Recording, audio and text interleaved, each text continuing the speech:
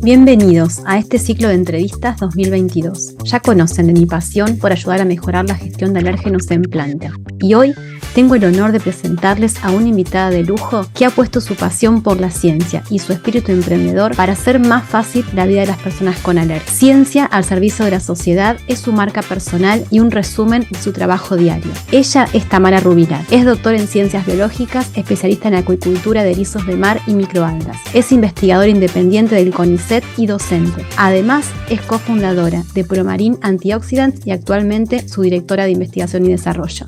Démosle la bienvenida a Tamara.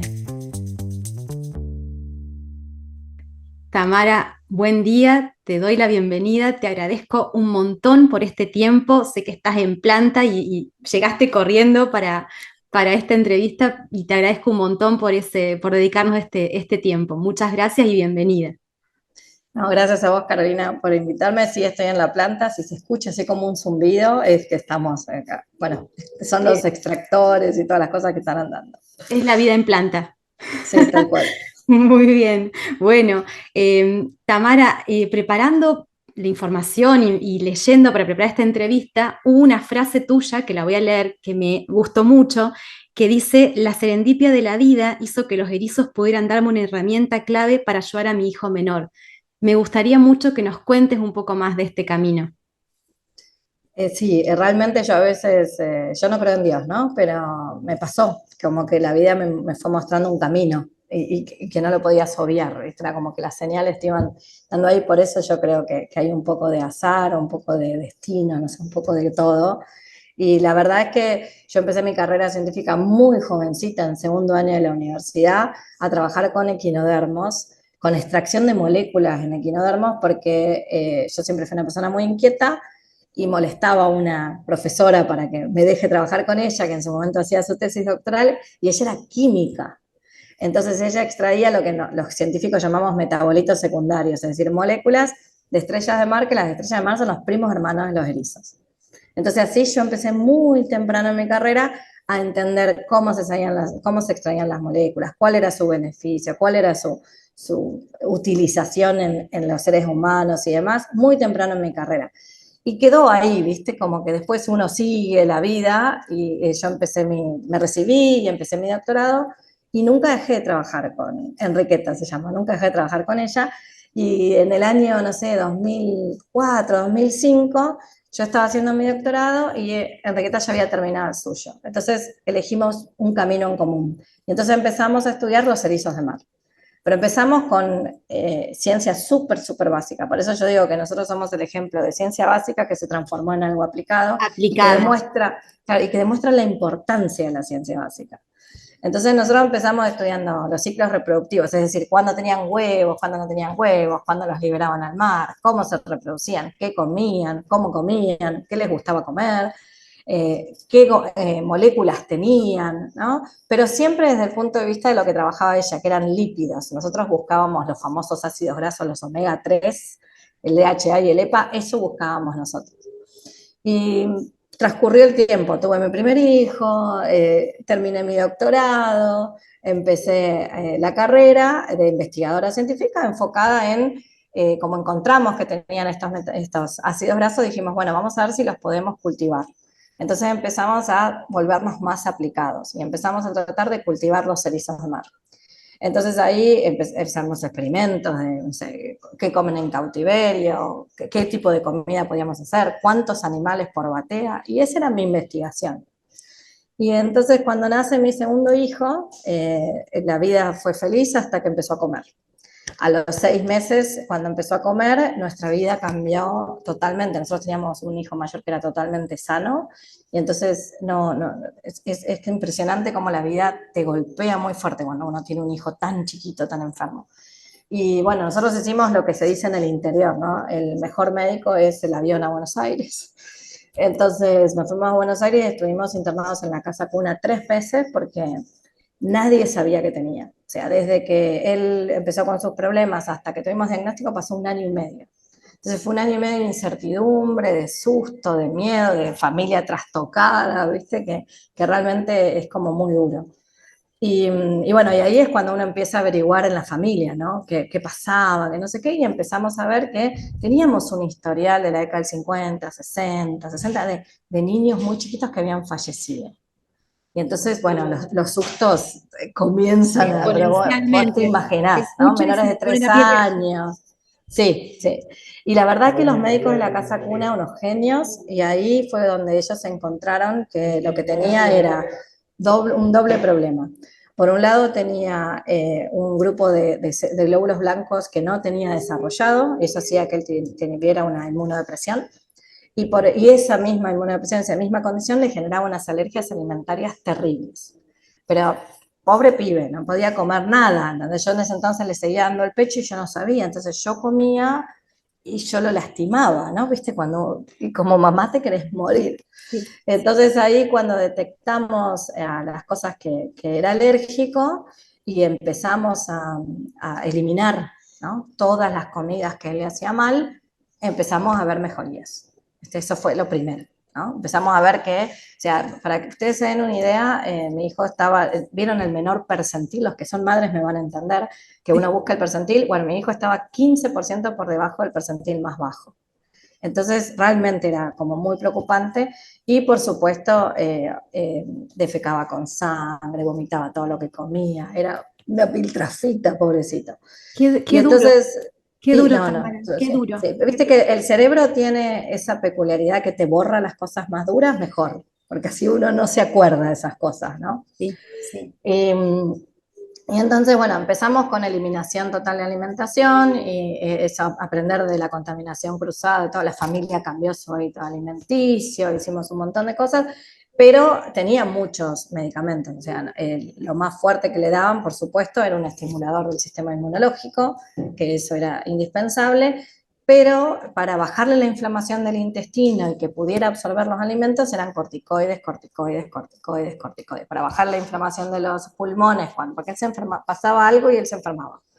Para bajar la inflamación de los pulmones era corticoides, corticoides. Y yo soy científica, ¿viste? Entonces yo, cuando encontré que tenía él, empecé a buscar papers, empecé a leer, me empecé a contactar con gente y me empecé a dar cuenta que el consumo de corticoides a largo plazo generaba problemas graves en la adultez. Y entonces yo sentía como una responsabilidad muy grande de, che, ¿a qué destino lo estoy mandando? Y entonces ahí fue donde yo dije, bueno, ¿qué cosa se puede usar para reemplazar esto? ¿No? Porque los corticoides funcionan a nivel adentro de la célula. Para que el que entienda, el corticoide ingresa al ADN de la célula y genera que se sinteticen unas proteínas especiales y genera como efectos desencadenantes. Y es de larga duración porque actúa a nivel de ADN. Dale. Entonces, por eso tienen esas consecuencias a largo plazo. Además de, por supuesto, la retención de líquidos y todas las cosas que traen aparejadas, que son buenísimos los corticoides en corta medida, Claro, ¿no? Por eso a te lo corto dan plazo. 3 días, te lo dan 4 días, pero continuo no es bueno. Y entonces ahí fue donde yo empecé a investigar un montón. Contacté un montón de inmunólogos a lo largo del mundo, leí un montón de papers, participé de congresos, ¿viste? Todo tratando de buscar a ver qué es lo que se está buscando para esto. Y lo que encontré, que lo que se buscaba y lo que todo el mundo decía eran antioxidantes. Hay que encontrar antioxidantes porque los antioxidantes bajan el estado oxidativo y la inflamación celular. Esa era como la línea, ¿no? Era como lo de punta, como lo que más se hablaba en el mundo. Todavía no era tan popular que uno consuma astaxantina, que uno consuma cosas así. Entonces empezamos por ahí. Empezamos por alimentos antioxidantes, el típico, suponete los arándanos, que le daban alergia, se brotaba todo, entonces no servían, ¿viste? Y yo trataba de conseguir. Y en Argentina no es tan fácil, no hay cultura de suplementos dietarios, no hay cultura de ese tipo de cosas. Entonces yo dije, bueno, empecé a buscar, bueno, los polifenoles son antioxidantes, entonces en qué frutas o en qué verduras hay polifenoles y ir haciendo todas esas alimentaciones. Y en esas búsquedas yo encontré un paper en ruso. Y por eso yo hablo de la serendipia. En mi familia es de origen ruso, mi mamá habla ruso. Y entonces en ese momento no teníamos ni Google Translate, o sea, no estaba el Zoom, no era tan popular. Entonces yo me acuerdo que le saqué fotos y se las mandé por mail para que mi mamá me las lea. Entonces estábamos Otra vez por la el piel de teléfono. gallina. Te aseguro otra vez la piel de gallina. Y mi mamá me leía, ¿no? Que la equinocroma A y las espinocromas y todos los efectos. Y explícame el grafiquito, le decía yo, ¿viste? Entonces ella me iba mostrando. Y en un momento, cuando va leyendo, dice, porque el erizo de mar. ¿Cómo, mamá? ¿Cómo? Volvé para atrás. El erizo. ¿Vos estás segura que dice erizo de mar? Sí, sí, dice erizo de mar. Yo trabajaba con erizo de mar. ¿Entendés? Entonces era como, Toda no, tu no, vida habías trabajado con los claro. erizos de mar. No puede ser, decía yo. Y entonces hice lo que hacemos en ciencia. Busqué al autor, le escribí por una red social de científicos que se llama ResearchGate. El tipo me respondió. Es un señor muy grande que trabaja en el Far East, es decir, en Siberia, trabaja en un instituto de Siberia, y ellos son un grupo de investigación que, por ejemplo, desarrollaron los adaptógenos para los astronautas. O sea, vos imaginate el nivel de ciencia que tienen en ese instituto. Y entonces yo les escribí un mail que mi mamá me ayudó a escribirlo en ruso y me contestó en ruso y después le pregunté si hablaba inglés, porque dije, si no, esto no va a No va a funcionar. funcionar. Claro, no va a funcionar. Y el tipo me dijo que sí y yo le propuse un Skype. En ese entonces había Skype. Skype. Y vos imagínate, 13 horas de diferencia. Entonces, la hora Claro. que él me dijo, yo me levanté a la hora que él me dijo y me conecté, ¿no? Por supuesto. Y bueno, y nos pusimos a conversar y ellos sacaban las espinocromas de los caparazones y las espinas. O sea, ellos pescaban a los animales y así vivos como estaban, los ponían se llama un reactor y las extraían. Y habían desarrollado durante 30 años de investigación y ya tenían 2 fármacos en venta. Tenían uno para ataque de miocardio, que es una inyección que te da cuando te da el ataque al corazón, y uno para glaucoma. Y habían hecho un suplemento dietario, pero todo se vende dentro de Rusia. No se vende, pero está todo aprobado para consumo humano, todo. Y entonces yo dije, bueno, si está aprobado para consumo humano, los erizos de mar se comen desde épocas milenarias, yo trabajo con erizos de mar, yo voy a probar con erizos de mar. Claro. Eso hice. Y entonces lo primero que hacíamos era lo que se hace naturalmente, el erizo de mar se lo abre, o sea, se lo mata y se consume la carne de adentro, que son en realidad es donde están los huevos, es el órgano reproductor. Y entonces empezamos, yo y mi marido, para ver si nos daba alergia a nosotros, si no, qué sé yo, hicimos la pruebita esa de que, viste, se le pone acá, a ver si le daba alergia, qué sé yo. Y como es medio dulzón, era fácil de comer. Y entonces empezamos en mi casa con eso. Todas las mañanas mi hijo comía la cucharadita del erizama, la cucharadita del erizama. Entonces yo fui con esa idea después al laboratorio. O sea, pasó bastante tiempo porque a mí no veíamos resultados o me daba miedo llevarlo. Desde el punto de vista de ciencia, yo llevar esta idea al laboratorio, a mí me daba como, me van a mirar como si estuviera loca, ¿entendés? Entonces, como que yo iba despacito. Pero la verdad que dejó de defecar sangre. Eso fue el primer cambio que vimos. El primer cambio que vimos. Y Entonces, enorme. Lo viví como sí, mamá sí, y realmente sí. es una situación muy dolorosa como No, y la pediatra, viste, me miraba, viste, como media torcida, pero nunca me dijo que no. O sea, me acompañó en el proceso. La pediatra de mi hijo es una genia. Y me acompañó en el proceso y me dijo, bueno, mal no le va a hacer, le decía claro, ella. Entonces, ya había trabajemos aparte un sobre esto. histórico de utilización. Claro, sí, tal cual, tenía seguridad, tenía un montón de cosas que, o sea, y de vuelta, es un alimento que lo come muchísima gente alrededor del mundo. Claro, y aparte era el objeto de tu estudio de toda la No, vida. no, por eso te digo, Eso, era como que yo no lo podía creer. Entonces cuando yo vi eso, yo dije, bueno, yo tengo que poder conjugar el cultivo de la brizamar, que es mi foco de estudio, con poder producir esto. Y entonces nos pusimos a trabajar en eso. O sea, ¿cómo podíamos hacer para obtener los huevos sin tener que matar miles y miles de animales? Porque después, si no, nosotros hacíamos acuicultura para no matar animales, entonces no tenía sentido. claro, Y de claro, hecho, tenemos una línea de investigación que se llama Ética en Investigación en Animales. Entonces, no era nuestro foco eso. claro. Y entonces ahí es donde el equipo de trabajo se puso fuerte a buscar esa solución. Y trabajamos mucho tiempo hasta que encontramos que, bueno, la verdad que yo me animo a cultivar los animales. Yo me animo a sacar los huevos y me animo a generar algo. Y entonces ahí fue donde empezamos con la idea de generar Promalin Antioxidants y fuimos a buscar inversión. Y tan locos no estábamos porque conseguimos inversión, o sea, nos invirtieron, nos construyeron la planta, nos acompañaron y después llevamos esta idea al Ministerio de Salud y al Departamento de Bromatología de la provincia del Chubut, que nos acompañaron.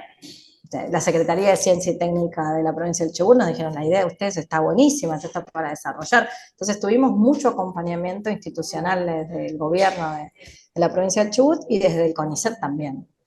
Y entonces, bueno, ahí fue cuando empezamos a ver cómo podíamos hacer biotecnología, porque hoy hacemos eso, o sea, hoy perfeccionamos el cultivo, generamos nuestros propios alimentos, cuidamos a los animales con un protocolo de bienestar animal, para poder recoger las gametas, nosotros llamamos cosecha, nosotros cosechamos los huevos y a partir de esos huevos extraemos las espinocromas.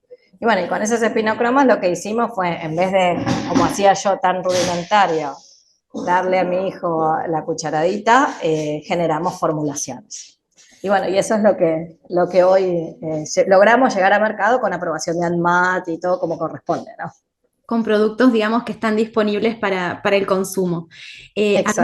me pareció súper interesante el modelo de producción que ustedes plantearon, que combina esta cuestión del bienestar animal muy fuerte, pero también tiene elementos de economía circular, como valores, ¿no? Como ejes.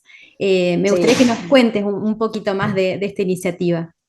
Sí, nosotros, por ejemplo, hacemos un alimento para los erizos de mar balanceado, ¿no? Porque en ese alimento balanceado nos fijamos de que tengan todo lo que necesitan. Y una de las cosas que hay que poner es proteína de origen animal marino.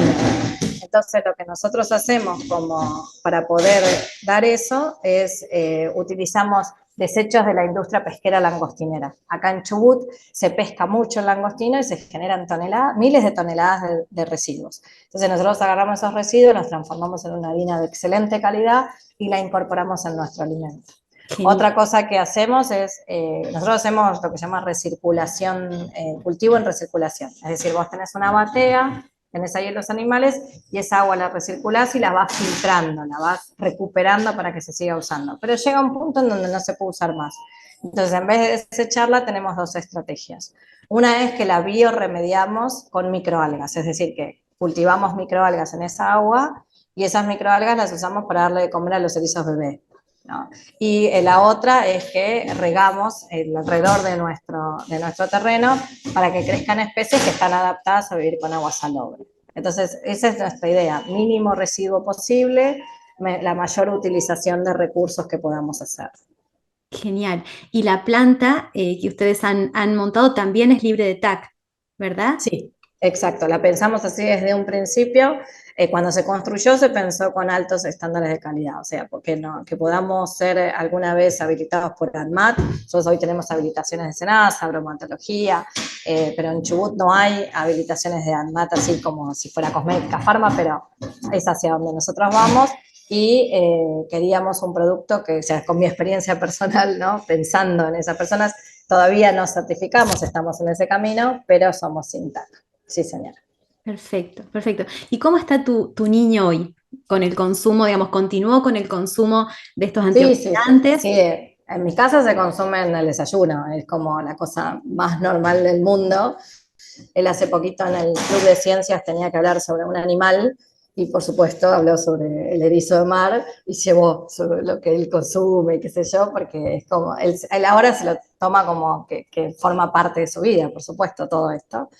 Y sí, en mi casa se consume de forma natural. Ahora consumimos la formulación, ¿no? Por supuesto, es más fácil. Claro, Y mi hijo es un niño totalmente sano. Yo lo que te puedo decir es, no es que las espinacromas lo curaron de todo, porque sería como fantástico, ingenuo, pero sí te puedo decir que nos ayudaron muchísimo a que él baje la inflamación celular, a que él pueda absorber sus nutrientes, a que él baje su nivel de alergias muchísimo, sobre todo las pulmonares y las intestinales, y que pueda tener una vida normal.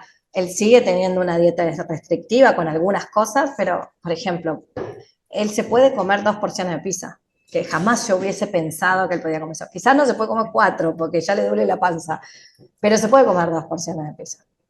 Entonces, esas cosas de mejora de calidad de vida son notorias. Así que eso es lo que, o sea, no es magia, sino que te ayuda a que tu cuerpo funcione mejor. mejor, exactamente. Habiéndolo vivido, sé Sí, lo relevante que es esto de decir puede comer 2 porciones de pizza. Lo entiendo sí, en toda su dimensión. Créeme que es como esas victorias, ¿no? Después sí, de tal cual. tiempos tan duros. Sí, sí, de hecho, cuando él fue creciendo íbamos así, porque él estaba como muy educado. Todas las madres que tienen hijos celíacos o que tienen hijos alérgicos lo saben. Él iba a la escuela con su tupper, a los cumpleaños con sus tupper. Muchas mamás súper amables compraban cosas que él podía comer, pero estaban en la misma mesa, ¿viste? Entonces, las que entendemos sabemos que eso no podía comer, entonces él iba con su tupper a todos lados, pero la verdad que la comunidad acompañó. Y él ahora puede ir a un cumpleaños y se regula, sabe qué puede y qué no puede, ¿viste? Porque con los años uno va probando cositas, ¿no? Así que, pero sí, la verdad que nos cambió la vida. Realmente creo que es así. Estuve con esta piel de gallina toda la charla. Bueno, y para cerrar esta entrevista que me parece de enorme valor, le quisiera preguntar a la Tamara mamá. Ya hablamos un montón, ¿no? De todos tus roles, Tamara científica, Tamara mamá. Esta pregunta es a Tamara mamá. ¿Qué le dirías a quien está hoy como responsable, digamos, de calidad o responsable en la industria de alimentos? ¿Qué podemos hacer desde la industria para hacer un poco más fácil la vida de los niños y de las familias con alergias? ¿Qué mensaje le podrías transmitir a quienes tienen esta posibilidad, ¿no? Desde la gestión de mejorar la vida de las personas con alergia? Yo creo que en la Tamara mamá, que se mezcla con la Tamara productiva, ¿no? Porque esta es una pregunta, una cuestión hacia la industria, es que hay que tener mucho cuidado sobre la calidad de los productos que se colocan y que hay que empezar a mirar hacia adelante para buscar productos alternativos. Un ejemplo típico son los colorantes, ¿no? Los colorantes que se le ponen a los alimentos de los niños, sobre todo, son extremadamente alergénicos. Y ahora hay colorantes de origen natural que se pueden reemplazar, que sí pueden ser un poquito más costosos, pero el beneficio en la salud es tan grande que yo creo que la industria tiene que empezar a asumir esos costos. Excelente. Tamara, te agradezco enormemente por compartir tu historia, por vivirla una vez más, porque cada vez que uno cuenta estas cosas es como que las vuelve a transitar y no es fácil. No, Eh, es cierto. es así, es como volver a vivirlo. Te agradezco un montón, espero realmente que esta historia inspire, como me inspiró a mí, a muchas otras personas que están en el mismo camino, y te agradezco un montón por tu tiempo. Sé que tenés una agenda así súper apretada, y gracias por la generosidad de regalarnos este tiempo para la entrevista. No, por favor, yo siempre pienso que si puedo ayudar a una mamá a estar un poco mejor, yo ya está, es suficiente. Así que dale, muchísimas gracias por la entrevista. Muchas gracias a vos. Un enorme abrazo. Gracias. Chao, chao.